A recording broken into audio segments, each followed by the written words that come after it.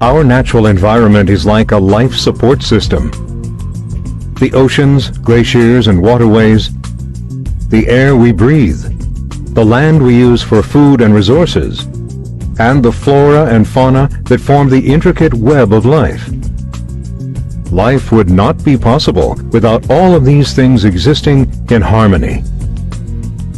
Everything we do at home, at work, and everywhere in between impacts on our environment. Consumers and organizations at all levels are increasingly aware of their environmental impact, so having a good environmental record can give a business a considerable advantage in the modern marketplace. Yet despite the momentum towards more sustainable economies, we are still using resources and producing waste faster than the environment can handle. Hi viewers, your host Salman Latif is with another gentleman, Brent Ellman. He is a co-founder at Live Red Entertainment, New York, USA. So, hi Brent, how are you? Doing well, Salman. Thanks for the introduction. How are you doing today? Yeah, Brent. Yeah, absolutely fantastic, Brent. Great. Please share how did you create this company like Red Chris Entertainment, and what are you doing, what this company is doing, and what are your missions and visions with this Live Red Entertainment? Well, actually, Live Red Entertainment, we're not very active anymore. We were active 5, 10 years ago, quite a bit then. It was a music production company, though. I started it Okay, with a few friends in college, and we were doing some. First, we started with just smaller events, event planning and event booking and promotion and things like that. And then we started moving on to larger scale events, music festivals. Our largest event was called Euphoria Music Festival. It was pretty big scale. We had some large names there. It evolved into a multi-day festival with thousands of people there each day, and that was the pinnacle of Live Red Entertainment.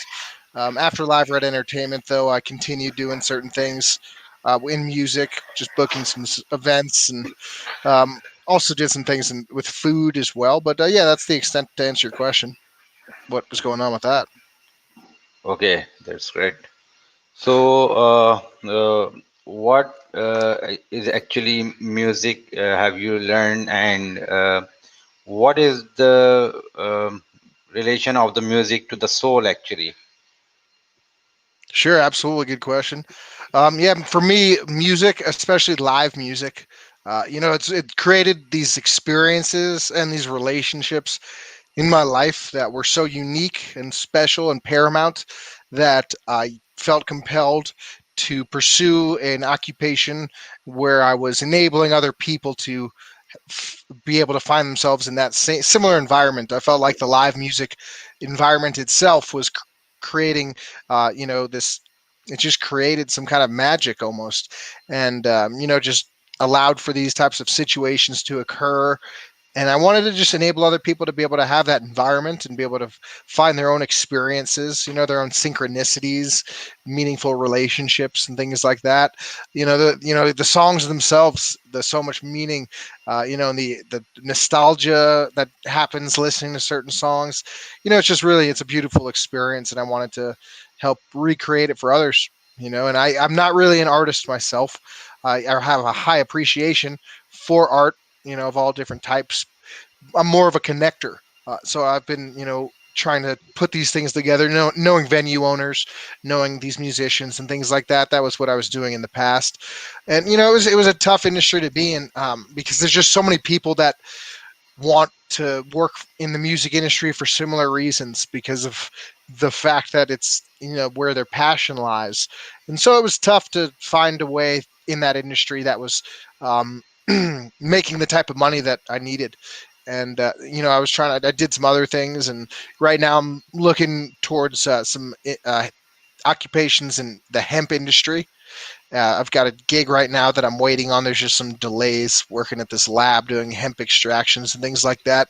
I live in Colorado, so hemp, cannabis really, but hemp all across the country. It's legal out here, and so it's a booming industry. And so I hope to do some work in those industries and try to get some cushion of money to be able to get back involved in some music and be able to have some financial comfort already.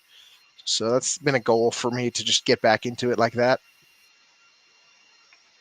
Okay, what do you think about the classical music has become a legacy and now the pop music has arrived, and what is the difference you think that is actually in the classical and pop? Because the old like mind people like the classical music and the new generation likes the pop music. So what do you think that what is better for it's their own like different flavors or anything else? Yeah, I mean different strokes for different folks, but they don't really have study. People like they'll play classical music for children in the womb, for fetuses in the womb to help with development and stuff like that. They're not really playing Britney Spears for development in the womb. Uh, but to each their own. I think that there's a different time and a different place when you go to a classical music event, you're sitting down, you're seated, and it's a different experience, but when you're, these live music events where people like to dance around, pop music, rock music, those types of things are more, suited for that type of experience, if that's what you're looking for. The music that I really like is stuff that, is more, uh, stuff that you can dance to. I really like improvisational rock music, psychedelic rock music, a bunch of electronic stuff. I appreciate some classical and things like that. There's some, it's beautiful, but I like to go to a concert and be able to move around and feel the music. And the improvisational shows, it's interesting too because the band feeds off the audience, and so you have this communication, this nonverbal communication, and things the the whole tension heightens, and it's a really cool experience. I highly recommend it. It's very different from classical though, but I mean I can enjoy both. So who is your mentor in this music industry? I don't have a mentor. I Okay. went to the CU, Colorado University of Denver, and I was studying music and entertainment industry studies there. And then I had an opportunity to open up a restaurant inside of a music venue, and I could do booking at the venue. And I saw that as a good opportunity, and I saw that as a good, and it was a great learning experience. But I mean, the people that I was working with weren't the greatest of mentors, and so I've had friends and partners who I've worked with, but no real mentors. What do you like to do in music, like composing or singing or writing? And writing, like the composition means the poetry of the music. What part of actually you prefer to? Like I was saying earlier, I'm not actually like a musician or an artist myself. I'm more Okay. of a connector. So I was, I know a bunch of musicians and artists and things like that. I was doing promotion, and eventually I was booking and still doing other promotional work. I mean, when I was going to the music school, I was learning, how to play music, how to read music, of course, music theory, things like that. But that was never really my focus.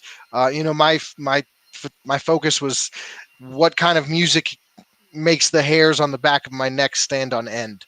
I tried to find music that gave me the goosebumps, and then helped other people find music that gives them the goosebumps as well.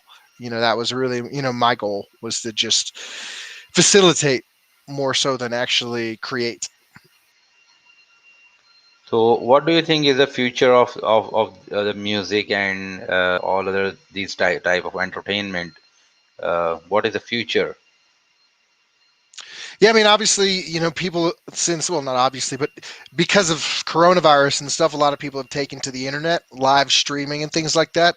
Some of the bands that I'm really into, they'll do some live streaming stuff. They'll have these concerts, but then they'll also stream their shows live while they're performing, and so they can, get a few more thousand viewers. And I think that that's going to continue to be a popular thing, with more and more of these large touring acts streaming their events on the internet for people to pay for and view online. And I think that that's because there's a number of bands that were doing that in the past. Especially like these jam bands that I like. These improvisational rock bands like Fish and Widespread Panic, the Grateful Dead offshoots. They all do these large streams, but the big pop artists, they don't really do. They don't have the same kind of online presence, and so I think that in the future you'll probably see more of these mainstream artists instead of like the fringe acts. Because the jam band scene is not really mainstream. But I think that that's going to spread more. Okay, so what is the future means, the virtual or the physical? You said that it's due to COVID, it's become the virtual and live Exactly. streaming process. So you are focusing on the virtual environment of the music. Yes, I think that the virtual will increase in popularity, just because I think that, and I think that in the future, once we're past all this COVID stuff, you know, concerts will resume. The music never stops. But I think that even when the music does resume, certain large touring acts, like Miley Cyrus or something like that, those kinds of large touring acts, they don't really have the same type of online streaming presence, at least so far as I know. I don't pay attention as much to the pop culture. And I think that there'll just be more of this online presence. But I think that there'll be still just as much touring in the future. But what I was reading about recently, just earlier today, was that in the United States this week, I think it might have been today, they just increased the taxation, or the that related to touring acts. If you wanted to get a visa and come and play in the United States from abroad, that it's like some crazy tax hike. It's like 50% of what you're getting paid they'll take from you. It's crazy.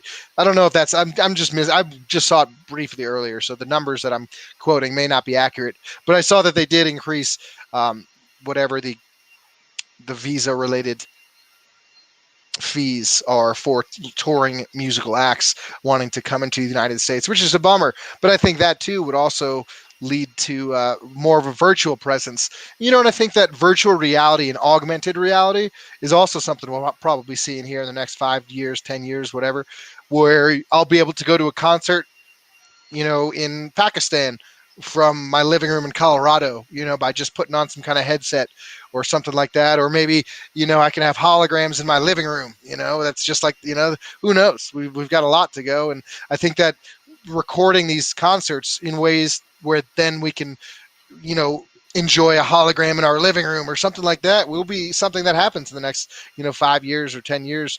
It's around the corner, and so it'll just be little interesting things. But I think at the end of the day, at least for me, there's something about that experience being in a large group of people, everyone focused on the same point, and experiencing that music and just that relationship between the audience and the band. And I think that none of that other stuff is going to compare to it. But I think it'll be fun. How technology enhance the quality of the music? Like before the technology, we don't use computers, and there were different tools for the music. Now we enhance the music with the computers, and different softwares have arrived, and they are very smart softwares. What do you think that how much technology influence the music industry? Yeah, I think that technology absolutely has an influence on the music industry. I think that for live music, I think that the sound technology is important. And I think that the venue technology, and having these different locations, the venue itself, and being able to have these rooms that are, but I think that a lot of a lot of that is old. A lot of that we've known for a long time. But I think that one of the big things is that over the last handful of years, independent artists are able to go on the internet and become, large popular artists just through independent means. Because in the past, you needed to work with one of these major record labels, and then in the past 10 years, though, we've seen independent artists have platinum records without these record labels. And I want to say that I'm trying to remember who the first one was. Like it's drawing a blank right now. But yeah, I mean that's a big one right now. Just the ability as a artist to reach large amounts of people without having a radio station or a TV station. Now we have the internet, and I think that's a big thing. But I think that as the technology goes on, I think, like I said, when we have like virtual reality concerts and things like that, then these big players with the money, Sony or Warner, those ones, then they prove value again. They prove their value because you're not going to as easily be able to record your concert with some kind of technology that'll enable a fan to have a holographic experience in their living room of the concert or something like that. But we're not there yet. So for now, I think that the fact that there isn't that large need to rely on these large players, and that it's really put in the hands of the artist a lot of the power. Yeah, exactly. But the situation that we feel at the live concert is never can be compared like the virtual reality and other things. So what do you say about it? Yeah, I mean, it can't really be compared. There's just that emotional electricity of the live concert. But I mean, at the same time, it can be a fun thing, to go and hang out with a group of friends, and have a dozen people together, and you have some speakers and a TV, and you're playing a concert, and your friends down the street are also playing the same show, and you're texting each other, being like, "Oh, they're playing this song. I love this song," because I've done that plenty too, and that is fun. But it's not the same. It's nowhere near as enjoyable as it's not that same feeling. But it still can be fun. So, you are earning providing the stage and coordination of the place where you bring the people into the area, means into the restaurant type, and you are actually making coordination between the hotel or area and the musical group. Yeah, it kind of varied on what was going on. When I had my own restaurant, obviously I was able to sell food and such, and I was making money through that. But a lot of times it was, when I was there, I didn't have to pay venue fees or anything like that, and so I could, you know, book an artist, pay them a certain amount of money, and then we'd have a ticket fee, and you'd pay the ticket fee, and that was where I was getting my money, and then the venue would get money still from the bar, and then other times I would just rent out venue space and you know, put on some shows. There was a time as well where I was just promoting. There was, for when I first got started promoting and stuff, I would promote this weekly event and they would give me a percentage of the bar sales. And it just kind of depended on, but it's been a while since I was involved with any of that stuff, but it was a great experience. I'd like to get back into it, but it was just tough to make money. I'd have to do stuff on the side to just kind of make ends meet pretty frequently. So working in restaurants and things like that. It's just varied. Okay, so in the COVID situation, there will be no like concerts like things. So it really impacts your economy or this industry. Yeah, absolutely. And what some of the people that are, because I'm not really in the industry anymore. I was working in another, but some people are doing nowadays is they're actually still hosting some events, and what they're doing, and they're doing drive-in concerts. And so kind of like drive-in movies, where people all come in and we park in their cars. I went to one about a month ago, and it was a fun time. They stream the concert so you can play it out of your radio. And we brought a little grill, so we were barbecuing bratwursts and things like that, sausages, and you could hear the music dance around. People are drinking and smoking and stuff. It was a lot of fun, but it's still not really the same. You don't get to like get up close and dance around and things like that. Some people were doing that, and there's been drive-in concerts all over the country popping up. And the thing about drive-in concerts is that the larger bands, you can't really do that with the larger bands. Metallica, one large band. Metallica actually, though, they booked like 250 concerts. but it's all drive-in concerts and it's all pre-recorded music. So that's kind of cool, but it's still, it's just kind of gimmicky. You go there and they're playing a Metallica concert and you're hearing it in your car and stuff, and it's but it's not the same thing. It's not, you're not dancing with people. That's what's fun. Yeah, exactly. Physically interaction and the dancing with all the people is really a fun. You cannot imagine it in virtual reality, and you cannot should compare it with the virtual reality. If we compare, then of course the physical and emotional thing will be more means realistic and not the virtual reality. Yeah, absolutely Yeah. right. So Yet, yeah.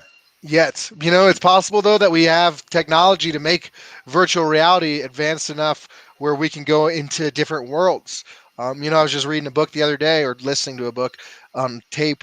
Um, and the author, it's called the Scintillect hypothesis by this guy Alex Vikolov, and he was talking about how in the future we're going to be able to go into these virtual reality worlds that are just like our reality, and be able to go into these augmented virtual realities that are going to seem real.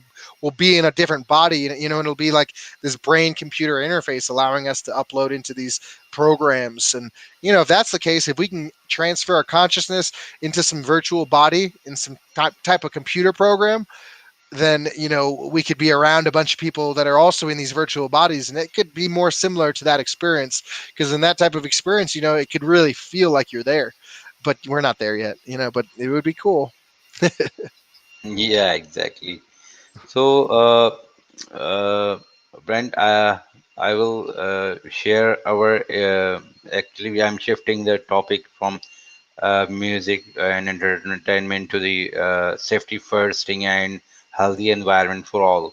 So, how do you relate our health, safety, and environment to the music, and how important it is to adopt the safety first thing in our lives, and how do you attach the music industry with the environment? Because once we go into the concert and we feel really entertaining and we feel relaxed and it creates a good environment. So, what do you relate to the health, safety, and environment to the music and the entertainment? Yeah, absolutely. I think that safety and health are very important. And, one thing I know about American concerts, and I know it's probably not like this everywhere else, but I know at American concerts, the audience definitely likes to, get inebriated and a variety of substances. And I think that there are some bands, some states in the United States where you go to certain concerts and they'll have a heavy police presence, and they have a lot of people trying to enforce the regulations to prevent people from doing these things. And that's one way of going about it. But then you destroy these lives of all these people that are just trying to go to the concert and have a good time, and now they've got legal charges, they're dealing with XYZ. And so, personally, I don't think that that's the most healthy and safe environment, because you're destroying people's lives. But then on the other hand, you can't just let it be a free for all. You got to acknowledge. And so, here in the United States, a lot of these concerts will, you'll have these stations where if you're, on psychedelics, because people, do things like eating mushrooms or things like that. And, there are places where you can go, and if you're not feeling good, and you're having a bad time, they'll help you. They'll give you water. There are people that are walking around in the concert making sure that nobody's having a bad time. I've seen countless times just from dehydration, people passing out, just fainting in concerts. I've helped people countless times, especially outdoor music festivals. It gets really hot in the sun. You don't even really need drugs or alcohol, but once drugs or alcohol are involved, it definitely makes it more likely for certain things like that to happen. And so I think that it's really important to plan for that stuff and not to try to pretend like it's not going to happen. And so I think that it's important to always have, medical professionals on hand. And I think that what I've also seen here in America are, they've got in some of the more progressive places, they'll even have drug testing places, where you can go there and they'll test. It's somebody gave you something and they told you this was ecstasy, but what is it? And so you go to this tent and they'll test it and they'll tell you, oh, this was actually methamphetamines, and they told you it was ecstasy. And that kind of stuff happens all the time because people will buy something and then sell it as something else or lace it, and it's very dangerous. I just lost a really good friend recently, and it happens all the time. People using drugs, and most of the time the reason that these people pass away is because they're doing a drug that they didn't realize they were doing. It's either mixed in or it's just something different altogether. And sure, it's smarter to not do them at all, but it's better for everyone when it's just not enjoyable to see that. Even if you're not doing it yourself, you can see it. And maybe not in Pakistan, but here in the United States, when you're going to this music festivals with 50,000 people, there are people that like to get a little loose. And it's better to help them have a healthy and safe environment as well than to ruin their lives because of how they like to engage in these types of festivities. So that's my perspective. Yeah, you are absolutely right, and we should be safety first, adopt safety first things, even in the music concerts and in other type things. We see normally in films and other things that bar areas are not as much protected as they should be, and uh, they are unsafe for some reasons, and drugs sometimes some type of drugs is being used in the bar too. So it's really we should be take care of this, that we should not take drugs and other things. That's it's our health impacts, drugs actually impacts our health. So of course, if our health impacts, then the environment will be no more good for all, and we are all responsible for a healthy environment. Exactly. So I will be. I'm really thankful, Brent, for your time, for your precious time that you gave us. What last thing would you like to share from the bottom of your heart for our audience? That what would you like to suggest to our audience? Well, for me, one of the biggest things, just like you were asking me about why I wanted to go into music, and for me, the universe, everything in my life, there were just these coincidences that I kept having, where I'd run into people in this, all, in weird places, just weird coincidences. I'm sure that you know what I'm talking about, synchronicities, these coincidences that just don't seem statistically like why like they would happen. It just anomalies, and these things, I paid attention to them and they really drew me to the music environment, and I was just having more and more of these synchronicities in that environment, and I interpret it as the universe kind of giving me a message and kind of telling me, hey, there's something more going on, and I think that it's really important for people to pay attention to the messages that the universe is trying to send, because I think that if we listen to the universe and listen to these experiences that we have, then it paints this picture